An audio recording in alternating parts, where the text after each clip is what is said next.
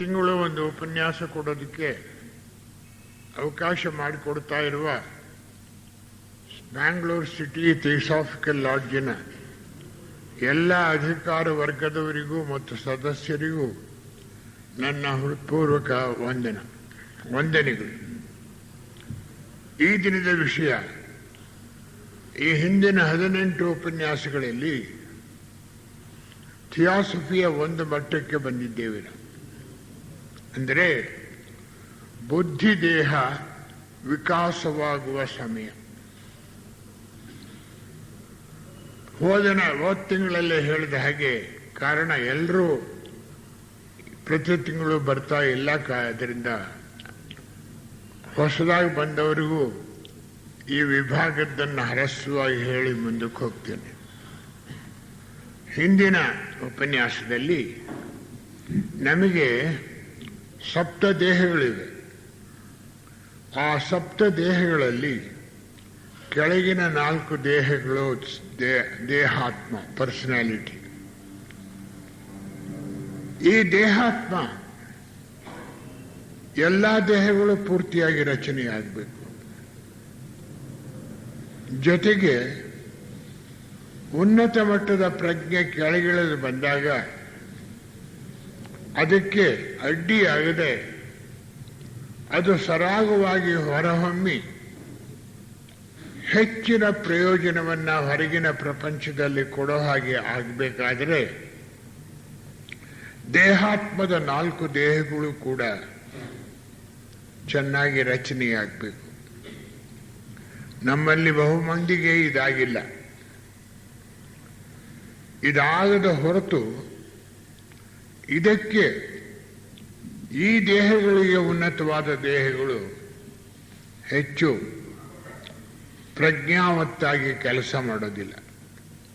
ಆಗಾಗ ಬರುತ್ತೆ, ಕ್ಷಣಕಾಲ ಮೌನದಲ್ಲಿ ಒಳಕ್ಕೆ ಹೋಗಿ ಈಚೆಗೆ ಬರ್ತೇವೆ. ಇದು ಧ್ಯಾನ ಮಾಡುವಾಗಲೂ ಆಗುತ್ತೆ,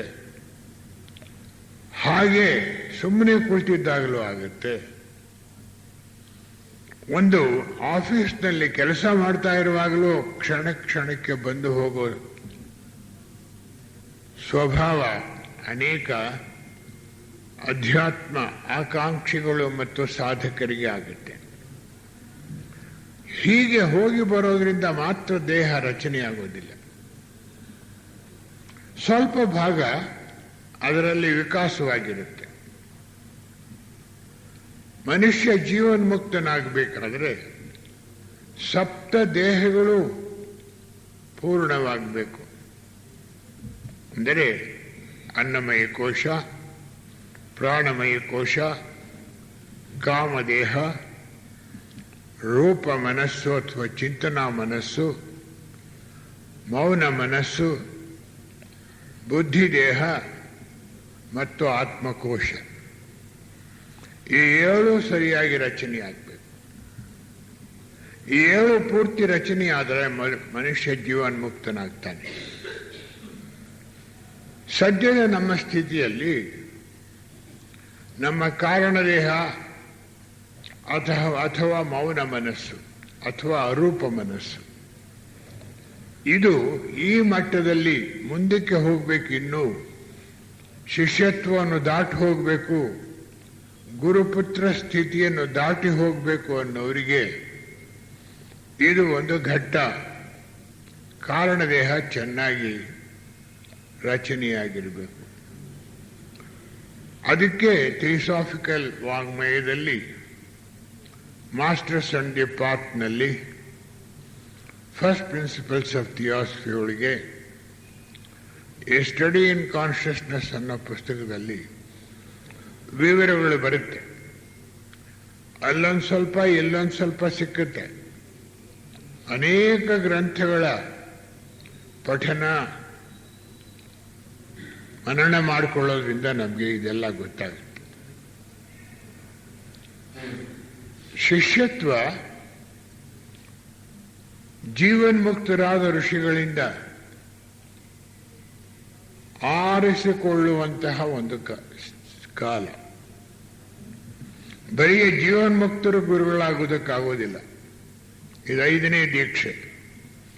6ನೇ ದೀಕ್ಷೆಯನ್ನು ಪಡೆದ ಚೌಹಾನರು ಅಥವಾ ಋಷಿಗಳು, ಇವರು ಮಾತ್ರ ಶಿಷ್ಯರನ್ನ ತಗೊಳ್ತಾರೆ. ಎಲ್ಲರೂ ಶಿಷ್ಯರನ್ನು ತಗೊಳ್ಳೋದಿಲ್ಲ. ಸದ್ಯದಲ್ಲಿ ಕೆಲವರು ಮಾತ್ರ ಶಿಷ್ಯರನ್ನ ತಗೊಳ್ತಾರೆ. ಇಂತಹವರು ಹಿಮಾಲಯ ಪರ್ವತದ ಮಧ್ಯಭಾಗದಲ್ಲಿ ಅಥವಾ ಬುಡದಲ್ಲಿ ಹಾಗೂ ಪ್ರಪಂಚದ ವಿವಿಧ ಭಾಗಗಳಲ್ಲಿ ಅಲ್ಲೊಬ್ಬರು ಇಲ್ಲೊಬ್ಬರು ಅನ್ನೋ ಹಾಗೆ ಸುಮಾರು ಒಂದು 7-8 ಜನ ಸಿಕ್ಕಿದ್ರೆ ನಮಗೆ ಹೆಚ್ಚು. ಇವರು ಎಲ್ಲರನ್ನೂ ಶಿಷ್ಯರನ್ನಾಗಿ ಸ್ವೀಕರಿಸ್ತಾರೆ, ಅರ್ಹರಾಗಿರುವವರನ್ನು. ಹೇಗೆ ಗೊತ್ತಾಗುತ್ತೆ ನಮಗೆ? ಬಿಷಪ್ ಲೆಡ್ಬೀಟ್ ಒಂದು ಸಾರಿ ಅವರಿಗೆ ತುಂಬ ಬೇಕಾದ ಒಬ್ಬ ಸ್ನೇಹಿತ ಪರಜನ ಸೇವೆಯಲ್ಲಿ, ಲೋಕ ಸೇವೆಯಲ್ಲಿ ತನ್ನನ್ನು ತಾನು ಮರೆತು ಅನೇಕರಿಗೆ ಮಾರ್ಗದರ್ಶನವನ್ನು ನೀಡುವಂತಹ ವ್ಯಕ್ತಿಯಾಗಿರ್ತಾನೆ. ಆತ ಸೊಸೈಟಿಯ ಮೆಂಬರ್ ಕೂಡ ಆಗಿದ್ದ. ಅಂತಹವನನ್ನ ಶಿಷ್ಯನನ್ನಾಗಿ ಗುರುಗಳು ಪಡೆದಿಲ್ವಲ್ಲ ಅಂತ ಹೇಳಿ ಲೆಡ್ಬೀಟರ್ ಅವರು ಒಮ್ಮೆ ತನ್ನ ಪ್ರಶ್ನೆಯನ್ನ ಜೀವನ್ಮುಕ್ತರಾದ ಋಷಿಗಳಿಗೆ ತಲುಪಿಸ್ತಾರೆ. ಆಗ ಆ ಋಷಿಗಳು ಲೆಡ್ಬೀಟರ್ ಪ್ರಜ್ಞೆಯನ್ನು ತನ್ನ ಪ್ರಜ್ಞೆಯ ಮಟ್ಟಕ್ಕೆ ಏರಿಸ್ಕೊಳ್ತಾರೆ. ಏರಿಸಿ, ನೋಡು ಈಗ ಪ್ರಪಂಚ ಹೇಗೆ ಕಾಣುತ್ತೆ ನಿನಗೆ, ಪ್ರಪಂಚವೆಲ್ಲ ಕಾರ್ಗತ್ತಲೆಯಲ್ಲಿದೆ. ಆಮೇಲೆ ಅಲ್ಲಲ್ಲಿ ಒಂದೊಂದು ಬೆಳಕು, ಸಣ್ಣ ದೀಪ ಹತ್ತಿಸ್ದಾಗ ಬೆಳಕಿದೆ.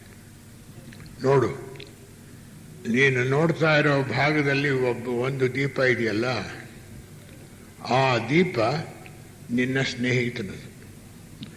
ಅವನಿಗಿನ್ನೂ ಸ್ವಲ್ಪ ದುಷ್ಕರ್ಮ ಬಾಕಿ ಇರೋದ್ರಿಂದ ಆ ದುಷ್ಕರ್ಮ ಪೂರ್ತಿ ಆಗುವವರೆಗೆ ನಾವು ಅವ್ರನ್ನ ಶಿಷ್ಯರನ್ನಾಗಿ ತಗೊಳಕ್ಕೆ ಸಾಧ್ಯವಿಲ್ಲ. ಆದರೆ ನಮ್ಮ ಗುರಿಯಲ್ಲಿ ಇದ್ದಾನಾತ. ನಮ್ಮ ಗುರಿಯನ್ನು ಬಿಟ್ಟು ಹೋಗೋದಕ್ಕೆ ಯಾರಿಂದಲೂ ಸಾಧ್ಯವಿಲ್ಲ. ಯಾರ್ಯಾರು ನಿಸ್ವಾರ್ಥತೆಯಿಂದ, ಪರಾರ್ಥ ದೃಷ್ಟಿಯಿಂದ, ಶುದ್ಧವಾದ ಪ್ರೀತಿಯಿಂದ, ಅಹಂಕಾರ ಮಮಕಾರಗಳನ್ನು ಬಿಟ್ಟು ನಿಸ್ವಾರ್ಥಿಗಳಾಗಿ ಇತರರಿಗೆ ಸಹಾಯಕರಾಗುವುದರಿಂದ ಅವರಲ್ಲಿ ಈ ಅರೂಪ ಮನಸ್ಸು ಅಥವಾ ಕಾರಣದೇಹ ಬೆಳೆಯುತ್ತೆ. ಇದು ಬೆಳೆದ ಹೊರತು ಬುದ್ಧಿದೇಹ ಪೂರ್ತಿ ಬೆಳೆಯೋದಕ್ಕೆ ಸಾಧ್ಯ ಇಲ್ಲ. ಇದು ಪೂರ್ತಿಯಾಗಬೇಕು. ಇದನ್ನೇ ಥಿಯೋಸಾಫಿಕಲ್ ವಾಂಗ್ಮಯದಲ್ಲಿ ಪರಿಭಾಷೆಯಲ್ಲಿ ಹೇಳ್ತಾರೆ. ಶಿಷ್ಯರನ್ನ ಈ ಪ್ರಪಂಚದ ವಿವಿಧ ಭಾಗದಲ್ಲಿರುವಂತಹ ಗುರುಗಳು ಯಾರು ರೆಕಮೆಂಡ್ ಮಾಡಬೇಕಾದ್ದಿಲ್ಲ. ಅವರಿಗೆ ಅಂತರ್ದೃಷ್ಟಿಯಿಂದ ಪ್ರಪಂಚವನ್ನೆಲ್ಲ ನೋಡಿದಾಗ ಅಲ್ಲಲ್ಲಿ ದೀಪ ಹೊತ್ಕೊಂಡಿರೋದು ಕಾಣುತ್ತೆ. ಅಂತಹವರನ್ನ ಕೆಲವರನ್ನ ಉಮೇದುವಾರಿ ಶಿಷ್ಯರನ್ನಾಗಿ ತಗೊಳ್ತಾರೆ. ಲೆಡ್ಬೀಟ್ರು 24 ಗಂಟೆ ಒಳಗೆ ಸ್ವೀಕೃತ ಶಿಷ್ಯರಾಗೋದು. ಕೆಲವು ಸಂದರ್ಭಗಳಲ್ಲಿ ನೇರವಾಗಿ ಸ್ವೀಕೃತ ಶಿಷ್ಯರನ್ನಾಗಿ ತೆಗೆದುಕೊಳ್ತಾರೆ. ಉಮೇದುವಾರಿ ಶಿಷ್ಯ ಅವನ ಒಂದು ಬಿಂಬವನ್ನು, ಸಜೀವವಾದ ಬಿಂಬವನ್ನು ಮಾಡಿ ತಮ್ಮ ಬಳಿ ಇಟ್ಕೊಂಡಿರ್ತಾರೆ. ಇವನ ದಿನಜೀವನದಲ್ಲಿ ಎಷ್ಟರ ಮಟ್ಟಿಗೆ ಆ ಒಂದು ಬಿಂಬ ಇವನ ದಿನಚರಿಯನ್ನು ತೋರಿಸುತ್ತೋ, ಪರಿಶುದ್ಧವಾದ ಜೀವನ, ಸ್ವಾರ್ಥವಿಲ್ಲದ ಜೀವನ, ಅಹಂಕಾರವಿಲ್ಲದ ಜೀವನ, ಎಲ್ಲಿ ನಡೆಸಿದಾಗಲೆಲ್ಲ ಅದರ ಮೇಲೆ ಗೊತ್ತಾಗ್ಬಿಡುತ್ತೆ. ಹತ್ರನೇ ಇಟ್ಕೊಂಡಿರ್ತಾರ. ಆಮೇಲೆ ಅದನ್ನ ಹಿಂದೆ ಕಳಿಸ್ಬಿಟ್ಟು ಆ ಶಿಷ್ಯನನ್ನ ಸ್ವೀಕೃತ ಶಿಷ್ಯನನ್ನಾಗಿ ಮಾಡ್ಕೊಳ್ತಾರೆ. ಸ್ವೀಕೃತ ಶಿಷ್ಯ ಅಂದರೆ ಗುರುಗಳ ಮನಸ್ಸಿನಲ್ಲಿ ಯಾವುದು ಮೇಲೆ ಹೇಳುತ್ತೋ ಶಿಷ್ಯನಿಗೂ ಗೊತ್ತಾಗ್ಬಿಡುತ್ತೆ. ಶಿಷ್ಯನ ಮನಸ್ಸಿನಲ್ಲಿ ಏನು ಹೇಳುತ್ತೋ ಅದು ಗುರುಗಳಿಗೂ ಗೊತ್ತಾಗ್ಬಿಡುತ್ತೆ. ಅಂತಹ ಒಂದು ಉನ್ನತ ಮಟ್ಟದ ಪ್ರಜ್ಞೆಯ ಸ್ಥಿತಿಗೆ ಶಿಷ್ಯನನ್ನ ಕರ್ಕೊಂಡು ಹೋಗ್ತಾರೆ. ಗುರುಪುತ್ರ ಅಂತ ಒಂದಿದೆ. ಗುರುಪುತ್ರರಾಗಬಹುದು, ಆಗದೇ ಇರಬಹುದು, ಯೋಗ ಮಾರ್ಗಕ್ಕೆ ಹೋಗಬಹುದು. ಗುರುಪುತ್ರ ಅಂದ್ರೆ ಇನ್ನೂ ಸ್ವಲ್ಪ ಹತ್ತಿರ ಸಂಬಂಧ. ಸ್ವೀಕೃತ ಶಿಷ್ಯನಿಗಿಂತಲೂ ಇನ್ನೂ ಸಮೀಪ ಸಂಬಂಧ ಗುರುಪುತ್ರ. ಈ ಮೂರು ಘಟ್ಟದಲ್ಲಿ ಅವನ ಅಂತರಂಗದಲ್ಲಿ ಆಗಬೇಕಾದ ಬೆಳವಣಿಗೆ ಕಾರಣದೇಹ ಪೂರ್ತಿಯಾಗಿ ವಿಕಾಸವಾಗುತ್ತೆ. ಈ ಕಾರಣದೇಹ ನಮಗೆ ಮೃಗಜನ್ಮದ ಅಂತ್ಯದಲ್ಲಿ ಬಂದಿದ್ದು.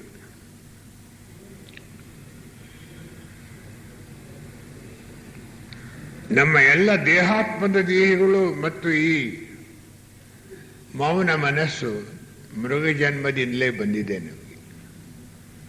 ಆದರೆ ಮೃಗಜನ್ಮದಿಂದ ಬಂದು ಮಾನವನಾದಾಗ ಈ ಅರೂಪ ಮನಸ್ಸು ಬಹಳ ಅಸ್ಪಷ್ಟವಾಗಿ ಇತ್ತು. ಆದರೆ ಅವನು ಸ್ವೀಕೃತ ಶಿಷ್ಯನಾಗಿ ಅವನು ಇನ್ನೂ ಹತ್ತಿರಕ್ಕೆ ಗುರುಗಳ ಸಂಬಂಧವನ್ನು ಪಡೆದಾಗ ಆ ದೇಹ ಪೂರ್ತಿಯಾಗಿ ರಚನೆಯಾಗುತ್ತೆ. ಇದಿಷ್ಟು ಯೋಗ ಮಾರ್ಗಕ್ಕೆ ಹತ್ತಬೇಕಾದ್ರೆ ಇರುವ ಪೂರ್ವ ಸಿದ್ಧತೆಗಳು. ಇದಾಗದೆ ಮುಂದಕ್ಕೆ ಹೋಗೋದಕ್ಕೆ ಸಾಧ್ಯವಿಲ್ಲ. ಈಗ ನಾವು ಈ ಮಟ್ಟಕ್ಕೆ ಬಂದಿದ್ದೇವೆ. ಹೊಸದಾಗಿ ಬಂದಿರೋರಿಗೆ ನಾನು ಎಲ್ಲೋ ಶುರು ಮಾಡಿ ಅವ್ರಿಗೆ ಕಷ್ಟ ಆಗಬಹುದು ಅಂತ ಹೇಳಿ ಇದಿಷ್ಟು ರೀಕ್ಯಾಪ್ಚುಲೇಷನ್, ಹಿಂದಿಂದನ್ನು ಹ್ರಸ್ವವಾಗಿ ಜ್ಞಾಪಿಸಿಕೊಂಡು ಈಗ ನಾವು ಯೋಗ ಮಾರ್ಗದ ಮೆಟ್ಲಲ್ಲಿ ಬಂದು ನಿಂತಿದ್ದೇವೆ. ಯೋಗ ಮಾರ್ಗ ಅಂದರೆ ಸಾಧಾರಣ ಮನುಷ್ಯರು, ಸನ್ಯಾಸಿಗಳು ಮಠಗಳಲ್ಲಿ ಹೇಳೋ ಯೋಗ ಮಾರ್ಗವಲ್ಲ.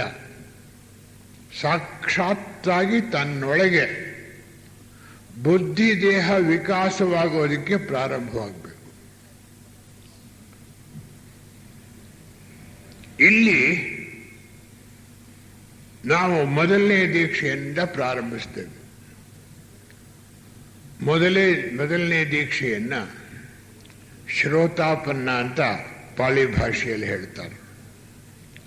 ಶ್ರೋತಾಪನ್ನ ಅಂದ್ರೆ one who has entered the stream. ಆ ಸ್ಟ್ರೀಮ್ ಎಂಟರಾಗಿ ಆಚೆ ಕಡೆಗೆ ಹೋಗಿ ಹೊರಟಿದ್ದಾನೆ. ಅಂದರೆ ಆ ಮೌನ ಮನಸ್ಸು ಅಥವಾ ಕಾರಣದೇಹದ ತುದಿಯಿಂದ ಇವನ ಪ್ರಜ್ಞೆ ಬುದ್ಧಿ ದೇಹಕ್ಕೆ ಹೋಗುತ್ತೆ.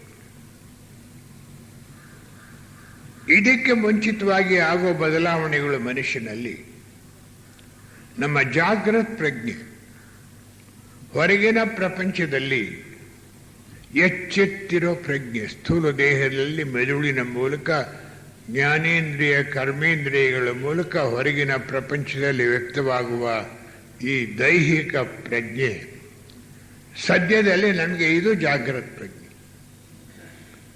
ಈ ಜಾಗೃತ ಪ್ರಜ್ಞೆ ಮೇಲೆ ಹೋಗೋದಕ್ಕೆ ಶುರುವಾಗುತ್ತೆ.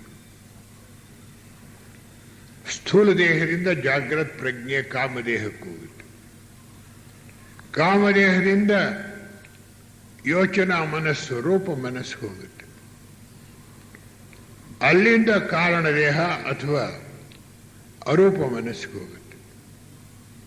ಅಂದರೆ ಸದ್ಯದ ನಮ್ಮ ಸ್ಥಿತಿಯಲ್ಲಿ ನಮ್ಮ ಜಾಗೃತ ಪ್ರಜ್ಞೆ ಅರೂಪ ಮನಸ್ಸಿನ ಮಟ್ಟದಲ್ಲಿದೆ.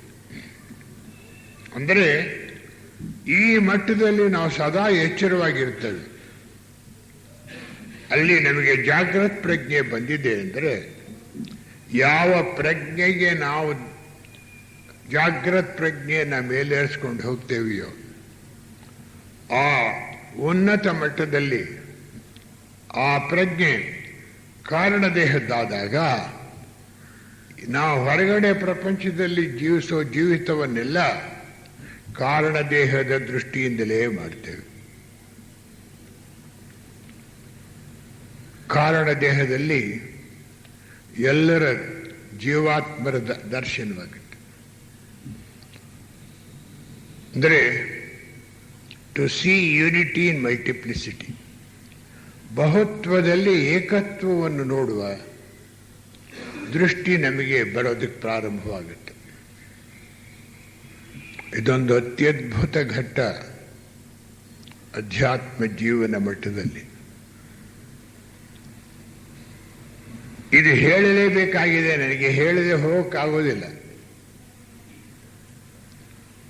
ಥಿಯಾಸಫಿ ಒಂದು ಮಹಾ ಬ್ರಹ್ಮ ವಿದ್ಯಾಸಾಗರ. ಇದುವರೆಗೆ ನಮಗೆ ಏನೇನು ಬ್ರಹ್ಮವಿದ್ಯೆಯ ಹೆಸರಿನಲ್ಲಿ ಬ್ರಹ್ಮವಿದ್ಯೆ ಅಂತ ನಮಗೇನು ಗೋಚರವಾಗಿದೆಯೋ ಅದೆಲ್ಲ ಈ ಬ್ರಹ್ಮವಿದ್ಯಾಸಾಗರದ ಒಂದು ತೊಟ್ಟು ಮಾತ್ರ. ಜನರಾಜದಾಸರು ಫಸ್ಟ್ ಪ್ರಿನ್ಸಿಪಲ್ಸ್ ಆಫ್ ಥಿಯಾಸಫಿ ಒಳಗೆ ಬರೀತಾರೆ, ಇದು ಪೂರ್ತಿಯಾಗಿ ನಮಗೆ ಅರಿತುಕೊಳ್ಳಕ್ಕೆ ಸಾಧ್ಯವಾಗಲ್ಲ, ಆದರೆ ಮಧ್ಯೆ ಅದಕ್ಕೂ ಮಧ್ಯೆ ನಮಗೂ ಒಂದು ಕರ್ಟನ್ ಇದೆ. ಆ ಕರ್ಟನ್ ಸ್ವಲ್ಪ ಎತ್ತಿದ್ರೆ ನಾವು ಬಗ್ಗಿ ನೋಡಿದಾಗ, ಬಗ್ಗಿ ಅಂದರೆ ಅಹಂಕಾರವಿಲ್ಲದೆ ಅಂತ, ದೇಹದಲ್ಲಿ ಬಗ್ಗಿ ಅಂತ ಅರ್ಥ ಅಲ್ಲ, ಅಹಂಕಾರವಿಲ್ಲದೆ ನಿಗರ್ವದಿಂದ ಬಗ್ಗಿ ನೋಡಿದಾಗ ಅದರ ದರ್ಶನವಾಗುತ್ತೆ. ಇದು ಬ್ರಹ್ಮವಿದ್ಯೆಯ ಒಳಮುಖ. ಇದು ಪೂರ್ತಿಯಾಗಿ ಹೊರಕ್ಕೆ ಯಾವ ಕಾಲದಲ್ಲೂ ಬರೋದಿಲ್ಲ. ಸಾಮೂಹಿಕವಾಗಿ ಪ್ರಯೋಜನವಾಗುವ ಹಾಗೆ ಪ್ರಪಂಚಕ್ಕೆ ಇದು ಪೂರ್ತಿಯಾಗಿ ಹೊರಕ್ಕೆ ಬರದೆ ವ್ಯಕ್ತಿಗೆ ಮಾತ್ರ ಇದರ ಅನುಭವ ಆಗೋದಕ್ಕೆ ಸಾಧ್ಯ. ಮೇಲ್ಮಟ್ಟಕ್ಕೆ ಹೋಗ್ತಾ ಹೋಗ್ತಾ ಹೋಗ್ತಾ ಈಗ ಕಾರಣ ದೇಹದಲ್ಲಿದೆ ನಮ್ಮ ಜಾಗೃತ ಪ್ರಜ್ಞೆ. ಅಂದರೆ ಕಾರಣ ದೇಹದಲ್ಲಿ ನಮ್ಮ ಜೀವಾತ್ಮ ಇದ್ದಾನೆ. ಯಾರಿಗೆ ನಿಜವಾಗಿಯೂ ಕಾರಣ ದೇಹದ ಪ್ರಜ್ಞೆ ಜಾಗೃತ ಪ್ರಜ್ಞೆ ಆಗಿರುತ್ತೋ, ಪ್ರಪಂಚದ ಮನುಷ್ಯರ ಸಹೋದರ ಸಹೋದರಿಯರು ಎಲ್ಲರೂ ಕೂಡ ಬರೀ ದೇಹ ಮಾತ್ರ ಆಗಿ ಕಾಣೋದಿಲ್ಲ, ಅವರ ಜೀವಾತ್ಮರು ಕಾಣ್ತಾರೆ. ಕಾರಣ ಆ ಜೀವಾತ್ಮರಿರುವ ಮಟ್ಟದಲ್ಲಿ ಈ ವ್ಯಕ್ತಿಗೆ ಪ್ರಜ್ಞೆ ಜಾಗೃತ ಪ್ರಜ್ಞೆಯಾಗಿ ಮೇಲೇರಿರೋದ್ರಿಂದ ಆ ಪ್ರಜ್ಞಾ ದೃಷ್ಟಿಯಿಂದ ಎಲ್ಲವನ್ನೂ ನೋಡಿದಾಗ ಆಪ್ತರಲ್ಲಿ, ಶತ್ರುಗಳಲ್ಲಿ, ಹಿತೈಷಿಗಳಲ್ಲಿ, ಬೇರೆ ಬೇರೆ ದೇಶದವರಲ್ಲಿ, ರಾಷ್ಟ್ರದವರಲ್ಲಿ ನೋಡಿದಾಗ ಅವರ ಹೊರಗಿನದು ಯಾವುದೋ ಪ್ರವೇಶ ಮಾಡದೆ ಅವರ ಜೀವಾತ್ಮ ಹೇಗಿದ್ದಾನೆ ಎಂಬ ಒಂದು ದರ್ಶನವಾಗುತ್ತೆ. ಎಷ್ಟು ಅಗಾಧವಾದ ಸ್ಥಿತಿ ಇದು, ಅತ್ಯುತ್ತಮವಾದ ಸ್ಥಿತಿ. ಈ ಒಂದು ಸ್ಥಿತಿಯಲ್ಲಿ ಈ ಮೂರು ಕಳೆದು ಹೋಗುತ್ತೆ. ಉಮೇದುವಾರಿ ಶಿಷ್ಯ, ಸ್ವೀಕೃತ ಶಿಷ್ಯ, ಗುರುಪುತ್ರ. ಆಮೇಲೆ ಯೋಗ ಮಾರ್ಗ ಪ್ರವೇಶ. ಯೋಗ ಮಾರ್ಗ ಪ್ರವೇಶ ಅದನ್ನು ಪಾಳಿ ಭಾಷೆಯಲ್ಲಿ ಶ್ರೋತಾಪನ್ನ ಅಂತ ಹೇಳ್ತಾರೆ. ಅಂದರೆ ಪ್ರವಾಹವನ್ನು ಪ್ರವೇಶಿಸಿದ್ದಾನೆ. ಕಾರಣ ಆಚೆ ದಡಕ್ಕೆ ಹೋಗಬೇಕವರು. ಆ ಪ್ರವಾಹ ನಮ್ಮ ಬುದ್ಧಿ ದೇಹದ ಪ್ರಜ್ಞೆ. ಕಾರಣ ದೇಹದಿಂದ ಬುದ್ಧಿ ದೇಹಕ್ಕೆ ಪ್ರಜ್ಞೆ ಪ್ರವೇಶ ಮಾಡ್ತಾ ಇದೆ. ಈ ಸ್ಥಿತಿಯಲ್ಲಿ 2 ದೀಕ್ಷೆ ಕಾಲ ಬೇಕಾಗುತ್ತಂತೆ ಬುದ್ಧಿದೇಹ ಪೂರ್ತಿ ರಚನೆಯಾಗೋದಕ್ಕೆ. ಆ 2 ಕಾಲ ಯಾವುದು? 2 ಘಟ್ಟ, ಪರಿವ್ರಾಜಕ, ಕುಟೀಚಕ. ಪಾಳಿ ಭಾಷೆಯಲ್ಲಿ ಶ್ರೋತಾಪನ್ನ, ಸಕದಾಗಮ. ಕ್ರಿಶ್ಚಿಯನ್ ಮತದ ಬೈಬಲ್ ಪ್ರಕಾರ ಬರ್ತ್, ಬ್ಯಾಪ್ಟಿಸಮ್ ಹಾಗೆ ಝೊರಾಸ್ಟ್ರಿಯನಿಸಮ್ ಪಾರ್ಸಿ ಮತದವರ ಪ್ರಕಾರ soul of pure man takes the first step and arrives at Hukta. The soul of pure man takes the second step and arrives at Harvesta. Soul of pure man takes the third step and arrives at Sahasra. Soul of pure man takes the fourth step, arrives at the eternal light. ಪರಿಶುದ್ಧನಾದ ಆತ್ಮ ಮೊದಲನೆಯ ಹೆಜ್ಜೆಯನ್ನು ದಾಟಿ ಸತ್ಕಾರ್ಯ ನಿರತನಾಗ್ತಾನೆ. ಎರಡನೆಯ ಹೆಜ್ಜೆಯನ್ನು ದಾಟಿ ಸತ್ಯವಂತನಾಗ್ತಾನೆ. ಮೂರನೆಯದನ್ನು ದಾಟಿ ಪರಿಶುದ್ಧಾತ್ಮನಾಗ್ತಾನೆ. ನಾಲ್ಕನೆಯದನ್ನು ದಾಟಿ ಭಗವಂತನಲ್ಲಿ ಒಬ್ಬನಾಗ್ತಾನೆ. ಇದನ್ನು ಝರತುಷ್ಟ್ರ ಅನ್ನೋರು ಝೊರಾಸ್ಟ್ರಿಯನಿಸಮ್ ಅಥವಾ ಪಾರ್ಸಿ ಮತದಲ್ಲಿ ಕೊಟ್ಟಂಥ ಸಿದ್ಧಾಂತ.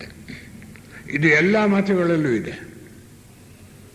ಹಾಗೆ ಇಸ್ಲಾಂ ಮತದಲ್ಲಿ ಹೋಲಿ ಖುರಾನ್ನನ್ನು ನಾವು ನೋಡಿದರೆ ದೇವರನ್ನು ಭಕ್ತ ಕೇಳ್ಕೊಳ್ತಾನೆ, ಮೃಗತ್ವದಿಂದ ಮನುಷ್ಯತ್ವಕ್ಕೆ ಕೊಂಡೊಯ್ಯು, ಮನುಷ್ಯತ್ವದಿಂದ ದೈವತ್ವಕ್ಕೆ ನನ್ನ ಕರೆದುಕೋ ಅಂತ. ಈ ಮೂರು ಘಟ್ಟ, ಹೊರಗಿನ ಸ್ಥಿತಿ, ಮತ್ತೆ ಉನ್ನತ ಮಟ್ಟಕ್ಕೆ ಏರೋದು, ಅದಕ್ಕಿಂತಲೂ ದೈವತ್ವವನ್ನು ಪ್ರವೇಶ ಮಾಡೋದು. ಈ ಮೂರು ಘಟ್ಟಗಳನ್ನು ಹೋಲಿ ಖುರಾನ್ ಹೇಳುತ್ತೆ. ಹೀಗೆ ನಮ್ಮ ಜೀವನ ಒಂದು ದೀರ್ಘವಾದ ನದಿ. ಈ ನದಿ ಅತಿ ಎತ್ತರವಾದ ಭಾಗದಲ್ಲಿ 4 ನೀರಿನ ಹನಿಗಳ ಪ್ರಮಾಣದಲ್ಲಿ ಪ್ರಾರಂಭವಾಗಿ ಹರಿದು ಹೋಗ್ತಾ ಹೋಗ್ತಾ ಹೋಗ್ತಾ ವಿಶಾಲವಾಗಿ ಆಳದಿಂದ ಅಗಲದಿಂದ ಹರಡಿ ಕೊನೆಯಲ್ಲಿ ಸಮುದ್ರವನ್ನು ಸೇರುತ್ತೆ. ಇದು ನಮಗೊಂದು ಸಂದೇಶವಾಗೋದಕ್ಕೆ ಸಾಧ್ಯ. ಆ ನದಿ ಎಲ್ಲಿಂದ ಬಂತು? ಸಮುದ್ರದಿಂದಲೇ ಬಂತು. ಸಮುದ್ರದ ನೀರು ಬಿಸಿಲಿನಿಂದ ಆವಿಯಾದಾಗ ಪ್ರಾರಂಭದಲ್ಲಿ ಹಗುರವಾಗಿರುವಾಗ ಎತ್ತರದ ಆಕಾಶಕ್ಕೆ ಹೋಗಿ ಅಲ್ಲಿ ಇರ್ತಾ ಇರ್ತಾ ಕೆಳಗಿಳಿಯುವಾಗ ನೀರಿನ ಭಾಗ ಅದರಲ್ಲಿ ಹೆಚ್ಚಾಗ್ತಾ ಆ ಮೋಡ ಭೂಮಿಗೆ ಹತ್ತಿರವಾದಾಗ ಮಳೆ ಸುರಿಯುತ್ತೆ. ಇದು ಒಳಗೆ ಆಗುವಂತಹ ಕೆಲಸ. ಅದರಂತೆಯೇ ಮನುಷ್ಯನು ಕೂಡ ಭಗವಂತನಿಂದ ಬಂದಿರುವ ಒಂದು ಕಿಡಿ. ಈ ನವವಿಧವಾದ ಜೀವನದಲ್ಲಿ ಭೂತವರ್ಗ 1, 2, 3, ಅದಾದ ಮೇಲೆ ಖನಿಜ ವರ್ಗ, ಇದಾದ ನಂತರ ಸಸ್ಯವರ್ಗ, ಇದಾದ ಮೇಲೆ ಮೃಗ ಸ್ವರೂಪ, ಅಲ್ಲಿಂದ ಮಾನವ. ಈ ಸಪ್ತ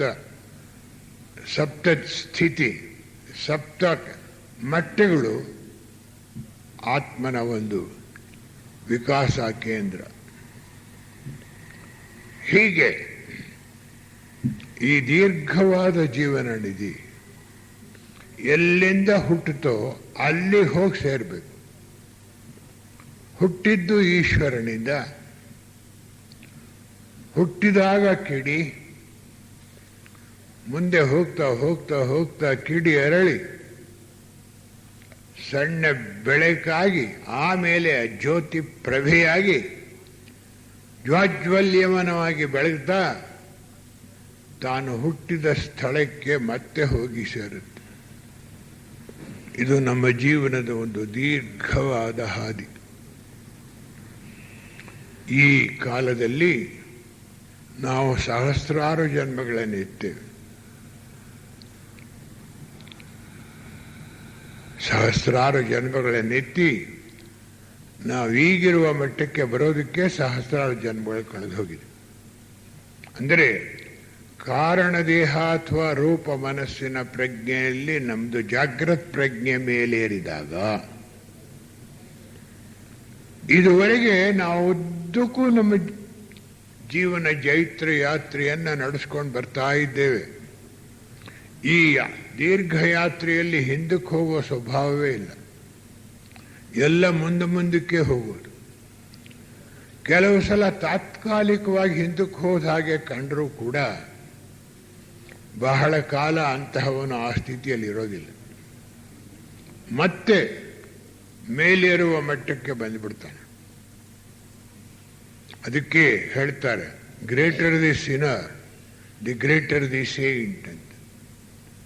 ಯಾರ್ಯಾರು ಹೆಚ್ಚು ದುರ್ಮಾರ್ಗಿಗಳೋ ಅಧ್ಯಾತ್ಮ ಚಿಂತನೆ ಇದ್ದರೆ ಅವರು ಆ ಕ್ಷಣದಲ್ಲಿ ಪಾರಮಾರ್ಥಕ್ಕೆ ತಿರುಗಿಬಿಡ್ತಾರೆ. ಹೀಗೆ ನಮ್ಮ ಜೀವನ ಇದೊಂದು ನದಿ. ಇದಕ್ಕೊಂದು ಉದಾಹರಣೆ ಕೊಡೋದಾದರೆ ಜಾತಕ ಸ್ಟೋರೀಸ್ ಅಂತ ಹೇಳಿ ಪ್ರೊಫೆಸರ್ ರಾಧಾಕೃಷ್ಣ ಮುಖರ್ಜಿ ಕಲ್ಕಟಾ ಯೂನಿವರ್ಸಿಟಿಯವರು ಬೌದ್ಧ ಉಪದೇಶಗಳನ್ನು ಇಂಗ್ಲಿಷ್ಗೆ ಟ್ರಾನ್ಸ್ಲೇಟ್ ಮಾಡಿದ್ದಾರೆ. ಬುದ್ಧರ ಅನೇಕ ಜನ್ಮಗಳು, ಜಾತಕ ಸ್ಟೋರೀಸ್ ಅಂತ. ಅದನ್ನೆಲ್ಲ ಹೇಳಿದ ಮೇಲೆ ಬುದ್ಧರ ವಿಷಯವಾಗಿ ಅನೇಕ ಗ್ರಂಥಗಳು ಬಂದಿವೆ. ಈ ಬುದ್ಧರು ಹಿಂದೆ ಒಂದು ಜನ್ಮದಲ್ಲಿ ಸನ್ಯಾಸಿಗಳಾಗಿದ್ದರು. ಅವರು ಪ್ರತಿದಿನ ನದಿಗೆ ಹೋಗಿ ಸ್ನಾನ ಮಾಡಿ ಬರ್ತಾ ಇದ್ರು. ಅವತ್ತು ಹೋಗಿದ್ದಾರೆ. ಆಗ ಒಬ್ಬ ಅಲ್ಲಿದ್ದ ಕಮಲದ ಗಿಡ ಎಲ್ಲ ಕಿತ್ತು ತುದಿಯನ್ನು ಕತ್ತರಿಸಿ ಬುಡಾನ್ ಕತ್ತರಿಸಿ ಆ ದಂಟನ್ನೆಲ್ಲ ಕಂತೆ ಕಟ್ತಾ ಇರ್ತಾನೆ ಮನೆಗೆ ತಗೊಂಡು ಹೋಗೋಕ್ಕೆ. ಅಲ್ಲಿ ಆ ಜಾಗಕ್ಕೆ ಹೋಗ್ತಾರೆ ಬುದ್ಧರು ಸನ್ಯಾಸಿ ರೂಪದಲ್ಲಿ. ಆ ಜನ್ಮದಲ್ಲಿ ಒಂದ್ಸಲ ಮುಳುಗಿ ಹಾಕ್ತಾರೆ. ಮುಳುಗಿ ಹಾಕಿ ಎದ್ದಾಗ ಸೂರ್ಯೋದಯವಾಗುತ್ತೆ. ಸೂರ್ಯೋದಯದ ಜೊತೆ ಒಳಗೆ ಕಮಲದ ಪುಷ್ಪಗಳೆಲ್ಲ ಹರಡುತ್ತೆ. ಆ ಕಡೆಯಿಂದ ಸುವಾಸನೆ ಬರ್ತಾ ಇರುತ್ತೆ, ಗಾಳಿ ಆ ಕಡೆಯಿಂದ ಬರ್ತಾ ಇರುತ್ತೆ. ಆಗ ಈ ಸನ್ಯಾಸಿ ಹೀಗೆ ನಿಂತ್ಕೊಂಡು ನೋಡ್ತಾರೆ. ಆ ವಾಸನೆಯನ್ನು ಹೆಚ್ಚೆಚ್ಚು ಸವಿತಾ ನಿಂತ್ಕೋತಾರೆ. ಆಗ ಆ ನದಿಯ ಪಕ್ಕದಲ್ಲಿದ್ದ ಒಂದು ಮರದ ಮೇಲಿನ ಒಬ್ಬ ಯಕ್ಷ ದೇವತೆ, ಏ ಕಳ್ಳ, ಯಾಕೆ ಕದೀತಾ ಇದ್ದೀಯಾ ಅಂತ ಕೇಳ್ತಾನೆ. ಆಗ ಈ ಸನ್ಯಾಸಿ ಹೇಳ್ತಾರೆ, ನಾನೇನು ಕದೀತಾ ಇದ್ದೀನಿ, ನೀನು ಎಲ್ಲವನ್ನೂ ಇದ್ದಿದ್ದನ್ನೇ ಇದ್ದ ಹಾಗೆ ಒಪ್ಕೊಳ್ಳೋದು ಸನ್ಯಾಸ. ನೀನು ಒಂದ್ಸಾರಿ ಮುಳುಗಿ ಮೇಲಿದ್ದಾಗ ಏನು ವಾಸನೆ ಬರುತ್ತೋ ಇನ್ನೊಂದ್ಸಲ ಮುಳುಗೋ ತನಕ ಮಾತ್ರ ಸ್ವಾಭಾವಿಕವಾಗಿ ಬಂದದ್ದನ್ನು ನಿನಗೆ ಅನುಭವಿಸಬಹುದೇ ಹೊರತು ಆ ವಾಸನೆ ಇನ್ನೂ ಹೆಚ್ಚಾಗಬೇಕು ಅಂತ ಯಾಕೆ ನಿಂತ್ಕೊಂಡೆ? ಆದ್ದರಿಂದ ಇದು ಕಳ್ತನ ಮಾಡಿದ ಹಾಗಾಯಿತು. ಆವಾಗ ಆ ಸನ್ಯಾಸಿ ಕೇಳ್ತಾರೆ, ನೋಡಲ್ಲಿ ಒಬ್ಬ ಕಮಲದ ಗಿಡವನ್ನೆಲ್ಲ ಕಿತ್ಕೊಂಡು ಬುಡ ಕತ್ತರಿಸಿ ತುದಿ ಕತ್ತರಿಸಿ ದಂಟೆಲ್ಲ ಕಂತ ಕಟ್ಕೊಂಡು ಮನೆಗೆ ಹೋಗ್ತಾ ಇದ್ದಾನಲ್ಲ, ಅವನಲ್ವೇ, ಅವನಿಗಿಂತ ನೀನು ದೊಡ್ಡ ಕಳ್ಳ. ಅಂದರೆ ಇವನು ಒಂದು ಫೋರ್ಮನ್ ಕೈನೊಳಗೆ ವೇಸ್ಟ್ ಹಿಡ್ಕೊಂಡಿರ್ತಾರೆ, ಕಸ ಒರೆಸಿ ಕಸ ಎಲ್ಲ ಕಪ್ಪಗಾಗಿರ್ತಾವ್ರು, ಬಟ್ಟೆನೂ ಕಪ್ಪಗಾಗ್ಬಿಡ್ದು ಕೊಳಿ ಆಗಿರುತ್ತೆ. ಅದ್ರ ಮೇಲೆ ಒಂದು ಬಾಟ್ಲ್ ಇಂಕ್ ಸುರಿದ್ರೂ ಕೂಡ ಗೊತ್ತಾಗುತ್ತೆ, ಆ ಥರದವನು. ಆದರೆ ನೀನು ಪರಿಶುದ್ಧವಾದ ಬಟ್ಟೆ ಇದ್ದ ಹಾಗೆ, ಅದರಲ್ಲಿ ಒಂದು ಚುಕ್ಕೆ ಇದ್ರೂ ಕೂಡ ದೂರಕ್ಕೆ ಕಾಣುತ್ತೆ.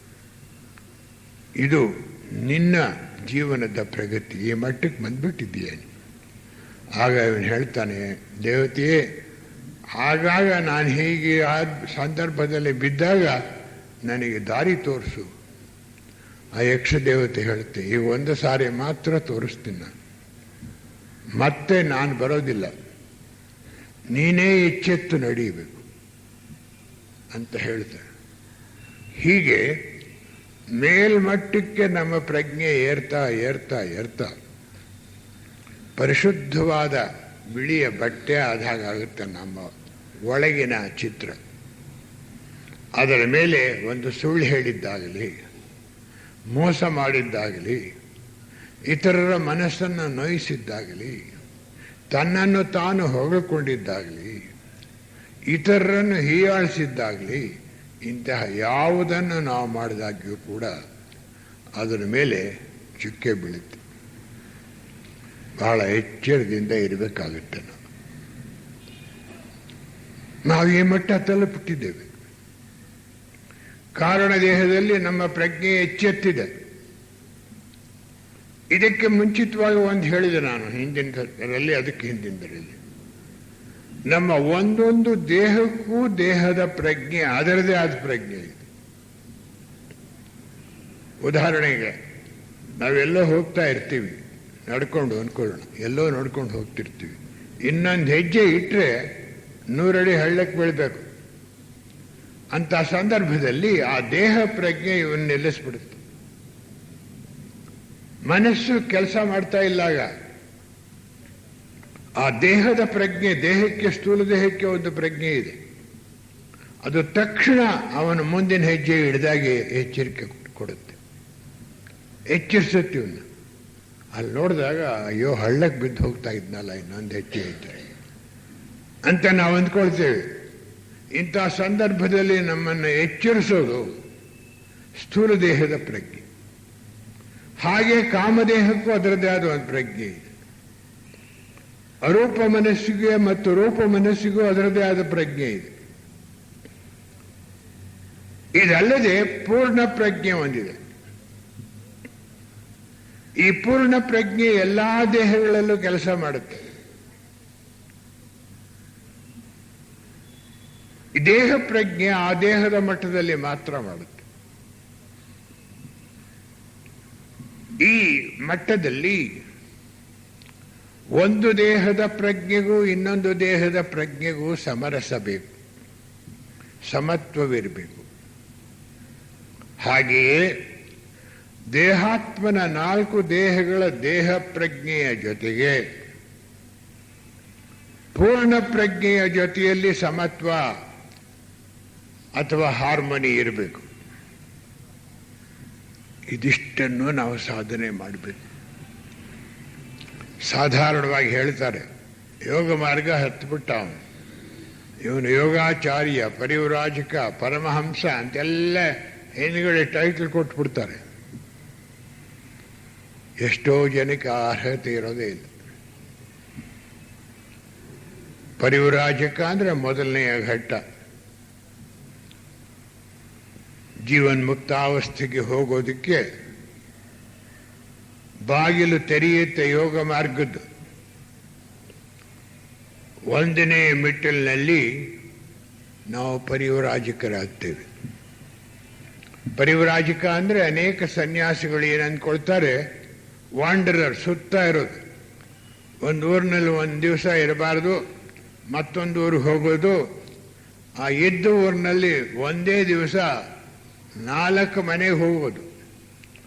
4 ಮನೆ ರುಚಿ ರುಚಿಯಾದ ಊಟ ಬೇಕು ಅವರಿಗೆ. ಮಾರನೇ ದಿವಸ ಅಲ್ಲಿ ರಾತ್ರಿ ಮಲಗಿ ಬೆಳಗಾಗೆ ಪುನಃ ಹೋಗೋದು. ವಾಂಡರಿಂಗ್, ತಿರುಗ್ತಾ ಇರೋನು ಅಂತ. ಅದರ ಅಂತರಾರ್ಥ ಅದಲ್ಲ.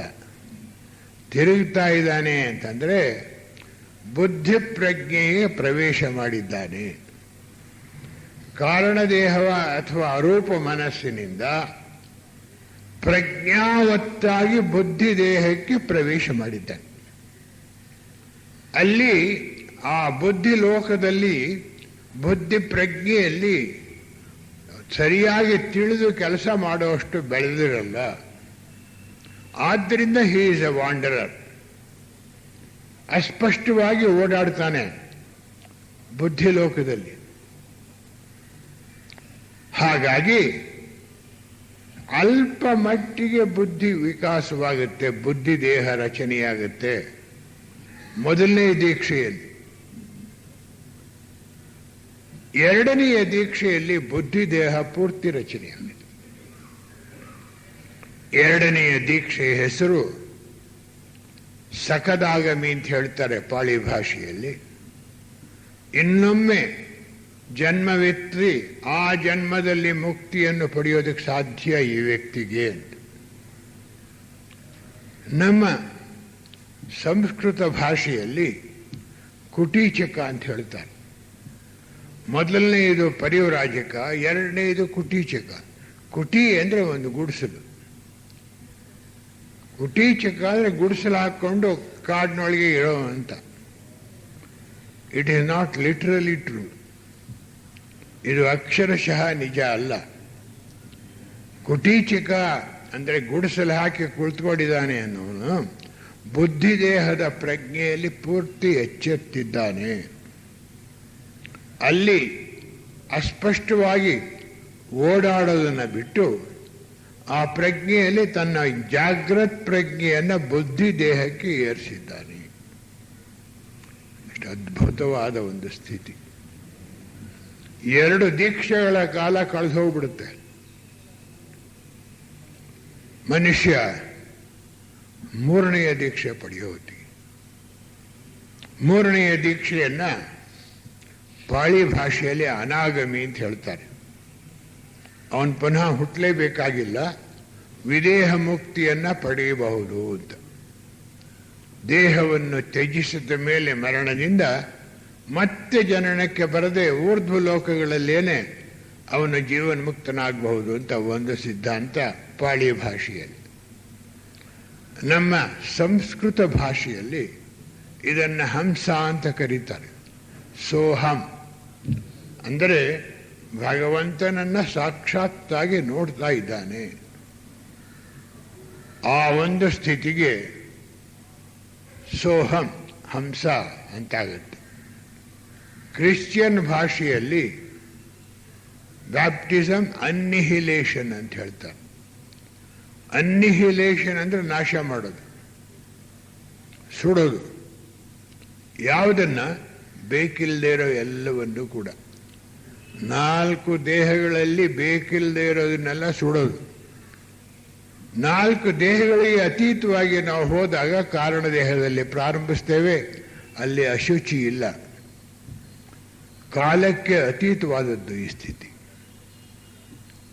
ಈ ಸ್ಥಿತಿಯನ್ನು ಮುಟ್ಟಿದ ಮೇಲೆ ಮನುಷ್ಯ ಯೋಗ ಮಾರ್ಗದ ಕಡೆ ತಿರುಗಿದ್ದಾನೆ.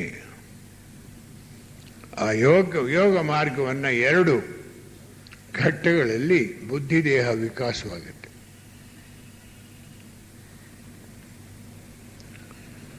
ಎಷ್ಟು ಅದ್ಭುತವಾದ ಆಳ ಸಹಿತವಾದಂಥ ಅರ್ಥ ಇದರಲ್ಲಿ ಅಡಗಿದೆ. ಥಿಯೋಸಾಫಿಕಲ್ ಸೊಸೈಟಿಯ ಗ್ರಂಥಗಳಲ್ಲಿ ಅಲ್ಲಲ್ಲಿ ಅನೇಕ ಗ್ರಂಥಗಳಲ್ಲಿ ಈ ಸ್ಥಿತಿಯನ್ನು ವಿವರಿಸಿದ್ದಾರೆ. Masters on the path, first principles of theosophy, a study in consciousness, ancient wisdom. Leadbeater ಅವರ ಟೆಕ್ಸ್ಟ್ ಬುಕ್ ಆಫ್ ಥಿಯಾಸಫಿ ಅಲ್ಲದೆ ಇನ್ನೂ ಅನೇಕ ಗ್ರಂಥಗಳು ಅದರೊಳಗೆಲ್ಲ ಈ ಯೋಗ ಮಾರ್ಗದ ಮೆಟ್ಟಲುಗಳನ್ನು ವಿವರಿಸಿದ್ದಾರೆ. ಅಂದರೆ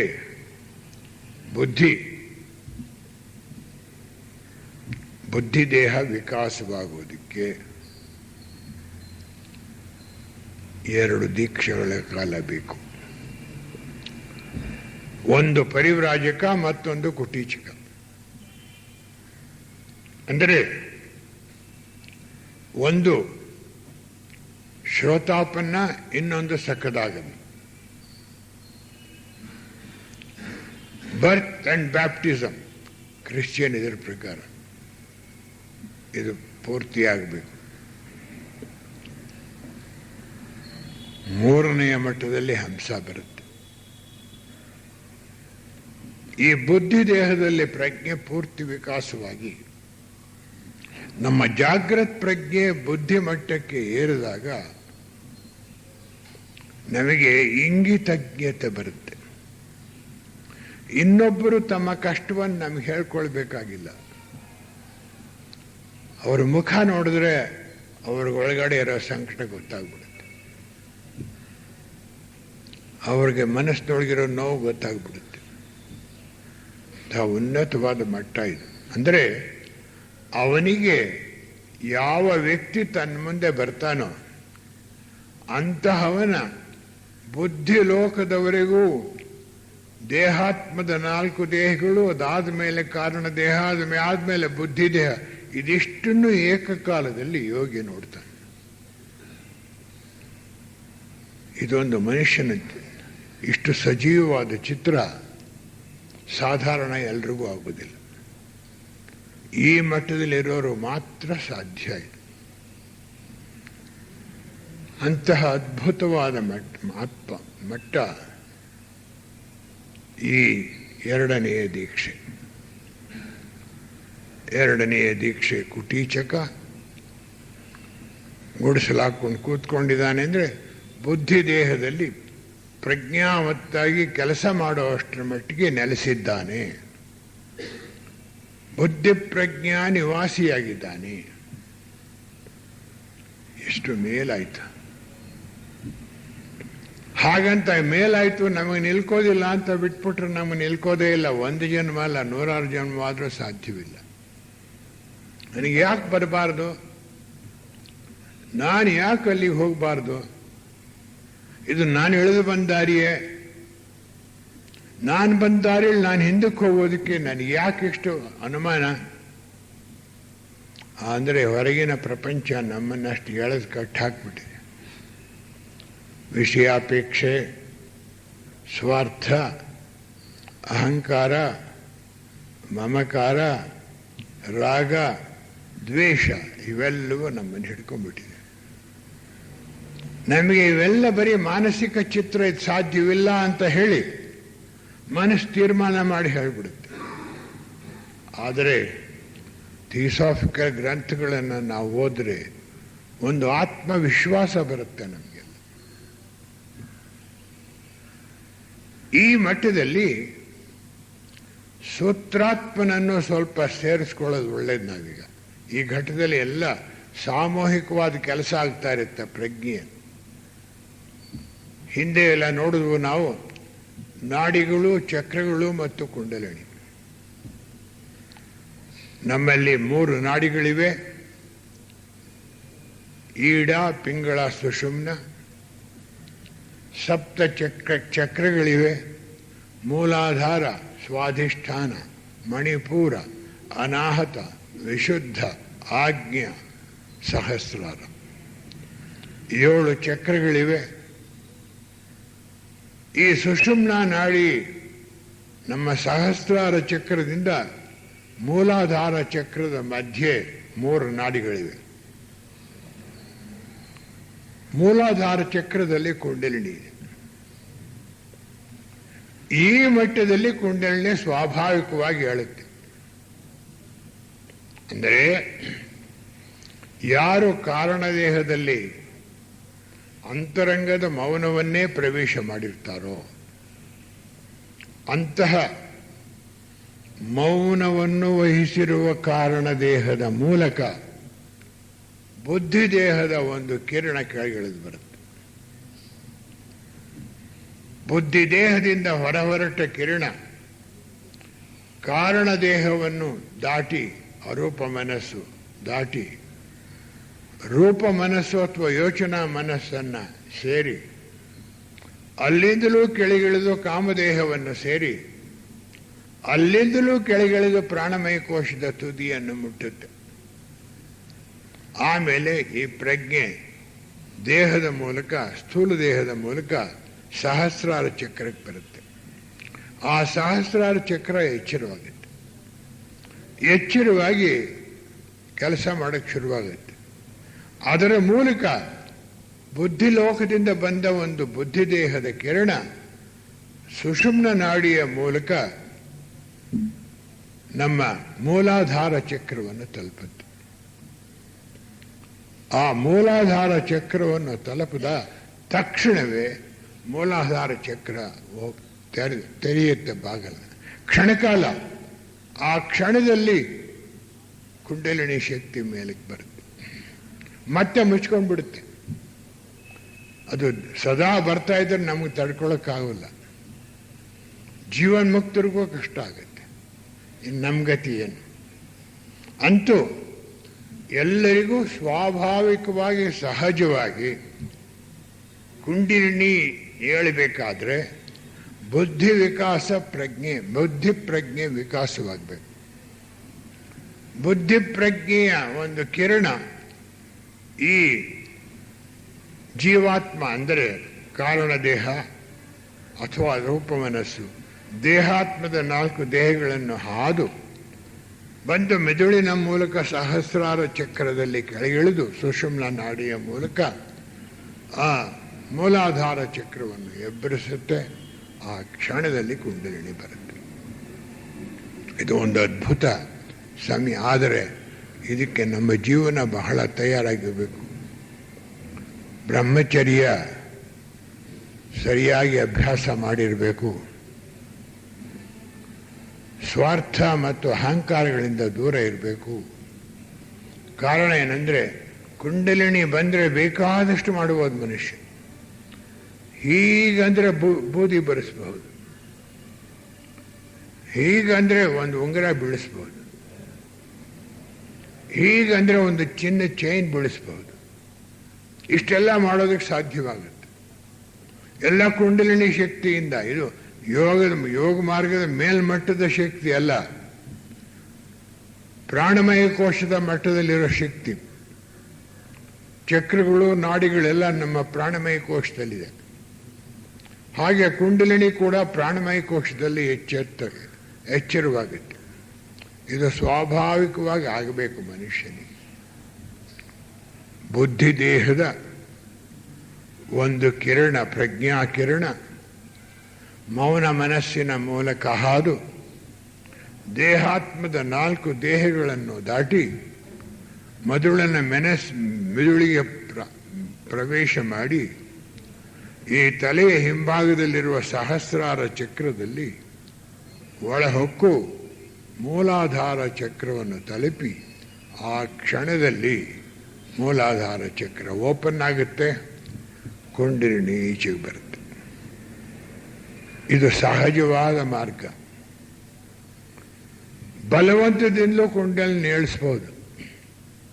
ಹಠಯೋಗದ ಪ್ರಕಾರ ಕುಂಭಕವನ್ನು ಜಾಸ್ತಿ ಮಾಡ್ತಾ ಉಸಿರು ನಿಲ್ಲಿಸೋದು. ಕುಂಭಕವನ್ನು ಜಾಸ್ತಿ ಮಾಡ್ತಾ ಬಲವಂತವಾಗಿ ಮೂಲಾಧಾರ ಚಕ್ರವನ್ನು ಏರಿಸಬಹುದು.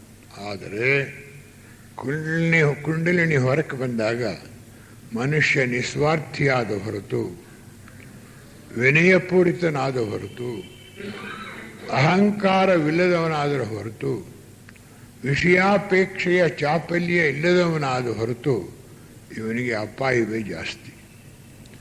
ಮೇಡಮ್ ಬ್ಲೆವಾಟ್ಸ್ಕಿ ಅವರು ಸೀಕ್ರೆಟ್ ಡಾಕ್ಟ್ರಿನ ಅನೇಕ ಕಡೆ ಇದನ್ನು ವಿವರಿಸ್ತಾರೆ.